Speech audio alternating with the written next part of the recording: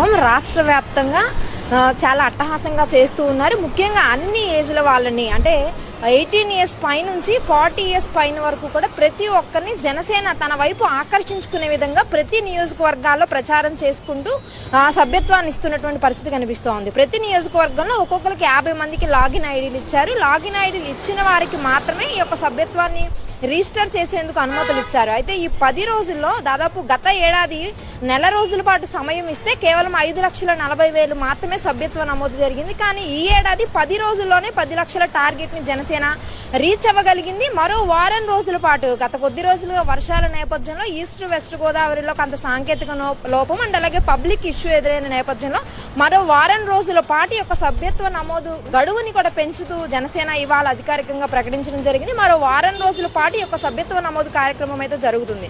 ముఖ్యంగా జనసేన పార్టీలకు వచ్చేటటువంటి వాళ్ళు యువత ఎక్కువ మందిగా కనిపిస్తున్నారు క్లియర్ గా. ఎందుకంటే గతంలో ఎక్కువగా యువత ఉన్నప్పటికీ కూడా ఈ ఏడాది గతం కంటే కూడా ఎక్కువ మంది జనసేన వైపు వస్తున్నారు. వారితో పాటు వారి కుటుంబ సభ్యులను కూడా ఎక్కువగా జనసేన సభ్యత్వ నమోదు కార్యక్రమానికి తీసుకొస్తున్నారు. దీనికి ప్రధాన కారణం జనసేన ఇచ్చేటటువంటి బీమా అనే చెప్పాలి. గత ఇతర పార్టీల కంటే భిన్నంగా జనసేనలో సభ్యత్వ నమోదు చేసుకున్నటువంటి క్రియాశీల కార్యకర్తకు 5 లక్షల బీమా రూపాయలు ఇస్తున్నారు. ఏదైనా ప్రమాదం జరిగి మరణించినా లేకపోతే దెబ్బలు జరిగినా కూడా, దెబ్బలు తాకినా కూడా ఇన్సూరెన్స్ కానీ అండ్ అలాగే బీమా చెక్కులను కానీ దాదాపు ఇప్పటికే జనసేన పార్టీ నుంచి 20 కోట్ల రూపాయలకు పైగా చెక్కులను పబ్లిక్ కి, ఏదైతే ప్రమాదాల్లో చనిపోయినటువంటి జనసేన క్రియాశీల కార్యకర్తలకి వాళ్ళ ఫ్యామిలీలకి ఇవ్వడం జరిగింది. సో ఆ నేపథ్యంలోనే పెద్ద ఎత్తున రాష్ట్ర వ్యాప్తంగా జనసేనకి ప్రచారం లభించిందనే చెప్పాలి. ఈ ప్రచారం నేపథ్యంలోనే జనసేన సభ్యత్వాన్ని తీసుకోవడంతో పాటు ఈ బీమా వైపుగా అన్ని ఇతర పార్టీలో ఉన్నప్పటికీ కూడా వాళ్ళు జనసేన యొక్క సభ్యత్వాన్ని తీసుకోవడానికి ముందుకు వస్తున్నటువంటి పరిస్థితి కనిపిస్తుంది. సో